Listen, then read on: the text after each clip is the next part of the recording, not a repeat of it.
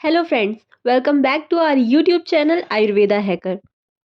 आज हम जिस ड्रग की बात करेंगे, हम जिस औषधि के बारे में आपके लिए जानकारी लेकर के आए हैं, वो है हरीत की। चलिए शुरू करते हैं। हरीत की जो है ये बहुत ही वर्सटाइल ड्रग है आयुर्वेदा में। इसको अलग अलग डिजीज़ में अलग अलग औषधियों के साथ यूज़ करते हैं और इसका बहुत ही ज़्यादा फ़ायदा है, बहुत ही ज़्यादा लाभप्रद है ये हम सब लोगों के लिए।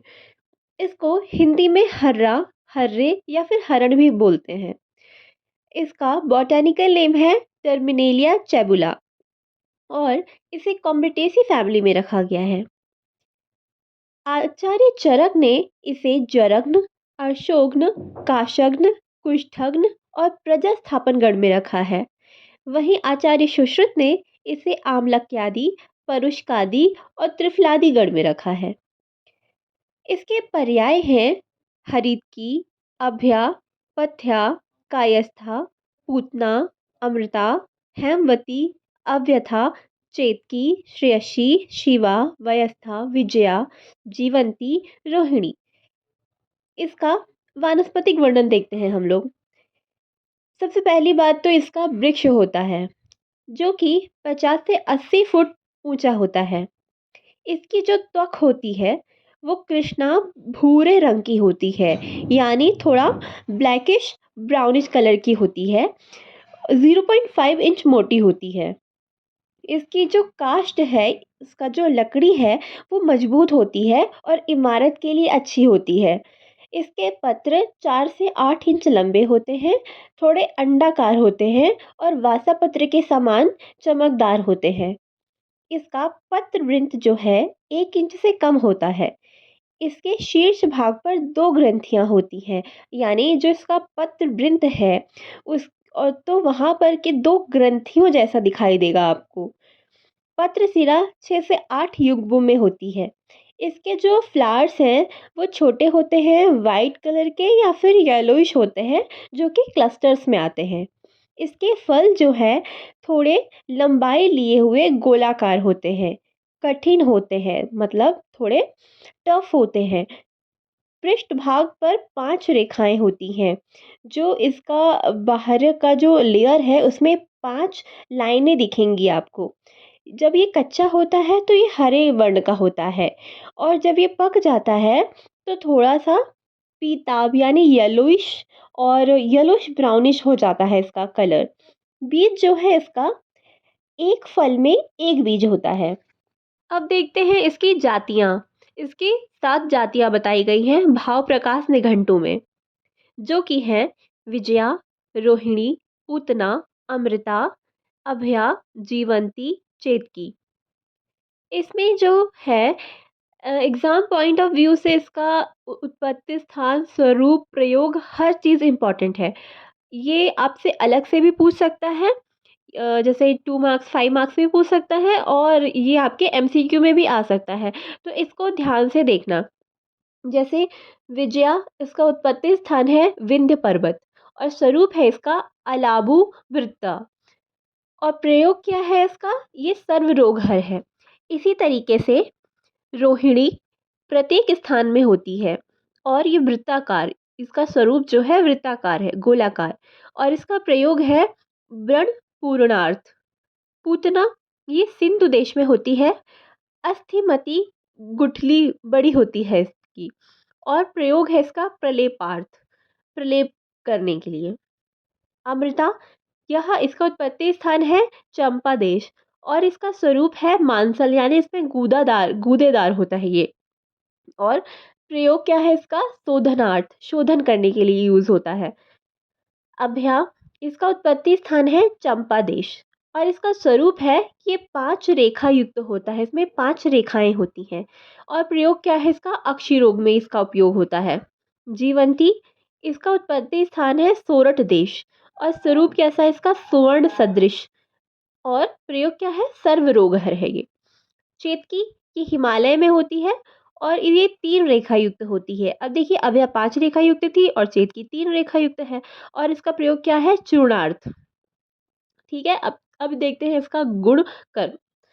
चर्विता वर्धयत्यग्निम पेशिता मलशोधिनी स्विन्ना संग्राहिणी पथ्या भ्रष्टा प्रोक्ता त्रिदोषनुत। हरितकी की एक खासियत है कि इसका फ़ायदा इस पे डिपेंड करता है कि आप इसे किस तरह खा रहे हैं, किस चीज़ के साथ खा रहे हैं। जैसे अगर आप इसे चबाकर खाते हैं, तो ये आपकी डाइजेस्टिव फायर को इंक्रीज़ करेगी, आपकी जठराग्नि की वृद्धि करेगी। वहीं अगर आप इसे सिलवट्टे पे पीस करके खा रहे हैं, तो ये आपके मल का शोधन करेगी, यानी आपका डाइजेशन अच्छे से होगा, आपका पेट अच्छे से साफ़ होगा, मल शोधन करेगी। वहीं अगर आप इसे उबाल कर खा रहे हैं, सिन्न करके खा रहे हैं, तो ये संग्राहिणी होगी। और अगर आप इसे भून कर खा रहे हैं, तो ये त्रिदोषर होगी, ये तीनों दोष को बैलेंस करेगी, ठीक है? और अगर आप इसे भोजन के साथ खा रहे हैं, अगर आप इसे खाने के साथ खा रहे हैं, तो इससे बुद्धि, बल, इंद्रिय विकसित करती है ये, और त्रिदोषर होती है और मूत्र मल का विरेचन करने वाली होती है। विरेचन यानी मतलब कि आपका मतलब यूरिन और स्टूल अच्छे से पास होगा, अगर आप इसे भोजन के साथ खाते हैं तो। अगर आप इसे सेंधा और नमक के साथ खाते हैं, तो ये कफ दोष को हरेगी, यानी कफ दोष का शमन करेगी। वहीं अगर आप इसे शक्कर के साथ खाते हैं, तो ये पित्त दोष को कम करेगी। और अगर आप इसे घी के साथ खाते हैं, तो ये वात संबंधी जितने भी तरह के रोग होते हैं, उसका नाश करेगी। और अगर आप इसे गुड़ के साथ खाते हैं, तो समस्त व्याधि हर है, यानी हर तरह की व्याधि, हर तरह की डिज़ीज़ में फ़ायदेमंद है। हरितकी एक बहुत अच्छा रसायन भी है, लेकिन आपको इस रसायन गुण का फ़ायदा तभी मिलेगा जब आप अलग-अलग ऋतुओं में उसको किस तरह यूज़ करना है, किसके साथ खाना है, आप अगर सही तरीके से उसको खाते हैं, तो ये निश्चित ही आपके लिए रसायन का काम करेगी। तो रसायन क्या होता है? ये रसायन होता है जो आपकी एजिंग जो प्रोसेस है उसको कम करे, आपको बुद्धि, बल सब प्रदान करे। तो रसायन एक तरह से एंटी एजिंग प्रॉपर्टी वाला, और इसके अलावा और कई सारी प्रॉपर्टीज़ होती हैं इसमें। तो ये कैसे मिल सकती है हमको, हम वो देखते हैं। वर्षा ऋतु में अगर आप सेंधा के साथ खाएँ, शरद ऋतु में अगर शर्करा के साथ खाएँ, हेमंत ऋतु में शुंठी के साथ खाएँ, शिशिर ऋतु में पिप्पली के साथ, वसंत ऋतु में मधु के साथ और ग्रीष्म ऋतु में गुड़ के साथ खाएँ, तो ये आपको रसायन गुण प्रदान करेगी। ये वीडियो बहुत लंबी हो जाएगी, इसलिए ये ऋतु हरित की मैं आपको दूसरे वीडियो में समझाऊँगी बहुत अच्छे से कि आपको कितनी मात्रा में क्या लेना है, कैसे क्या खाना है, कौन-सी ऋतु में, कौन से सीज़न में कैसे, हर एक चीज़ आपको मैं बताऊँगी। तो अभी यहाँ पे हम इतना ही जानते हैं, उसके बाद मैं नेक्स्ट अगली वीडियो में आपको ये पक्का ये बताऊँगी। अब देखते हैं इसका उपयोग। ये जो है नेत्र रोग में काफ़ी यूज़फुल है। हरितकी नेत्र की स्ट्रेंथ देती है। इस वजह से इसका कल्क बना करके, कल्क क्या होता है कि इसको पीस करके चटनी जैसा बना लीजिए और उसमें शहद मिला करके और इसको यूज़ करना है, मतलब खाना है। तो ये आपको चक्षुष्य कर्म होता है इसका, यानी आँखों के लिए बहुत ही अच्छा होता है ये। उसके बाद दूसरा इसका उपयोग है रसायन। खरीद की क्या होती है कि ये मांस धातु का वर्धन करती है, यानी हमारे शरीर में मांस की वृद्धि करती है। तो मांस धातुगत क्लेद का शोषण करके मांस धातु की वृद्धि होती है। मांस धातु की अग्नि को प्रदीप्त करके मांस आश्रित दोषों का पचन होता है। इसका तीसरा उपयोग है अनुलोमन। वैसे तो जितने भी कसाय रस वाले द्रव्य हैं वो स्तंभन करते हैं, लेकिन हरित की एक्सेप्शन है। हरित की कसाय रस होने के बावजूद भी ये अच्छे से डाइजेशन करवा करके और स्टूल पास करवाती है।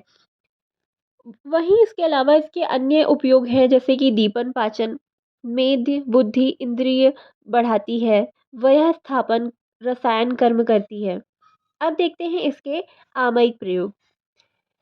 इसके आमयिक प्रयोग में अगर आप वात रक्त में गुड़ और हरीद की सेवन करते हैं, तो वो बहुत ही ज़्यादा फायदेमंद है। उसके अलावा अगर आप कफजन्य पांडु रोग में यानी जॉन्डिस में गोमूत्र में क्लिन की हुई हरीद की, यानी कि गोमूत्र में भीगी हुई हरीद की नियमित डेली आप अगर सेवन करते हैं, तो ये बहुत ही ज़्यादा फ़ायदा करती है जॉन्डिस में।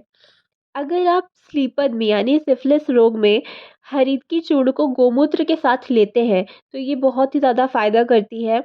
और अगर आप गुल्म में गुड़ के साथ एवं हिक्का में उष्णोदक यानी गर्म पानी के साथ हरीद की चूर्ण देते हैं तो ये भी बहुत ज़्यादा फ़ायदेमंद है आपके लिए। मदाते में हरीद की क्वाथ और दूध पिलाना चाहिए। मदाते क्या होता है, जो लोग ज़्यादा शराब पीते हैं उसकी वजह से जो रोग होता है वो मदाते कहलाता है। तो उसमें हरीद को दूध के साथ उसे पिलाना है उस व्यक्ति को। मधु के साथ हरीद की चूर्ण खाने से विषम ज्वर नष्ट होता है। अब देखते हैं इसका प्रयोज्य अंग। इसका हम क्या यूज़ कर रहे हैं? हम इसका फल यूज़ कर रहे हैं, इसलिए इसका प्रयोज्य अंग है फल।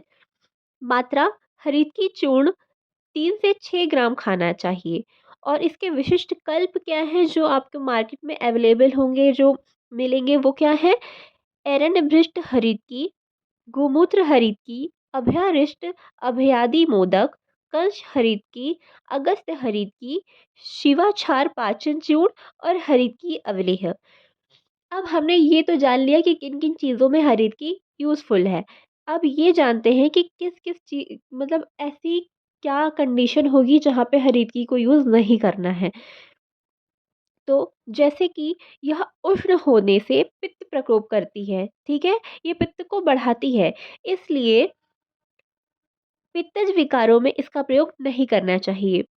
कोई प्रेग्नेंट फीमेल है, किसी को रक्त पित्त दुष्टि में रक्त मोक्षण के बाद और उष्ण ऋतु एवं पित्त प्रकृति में इसका प्रयोग नहीं करना चाहिए।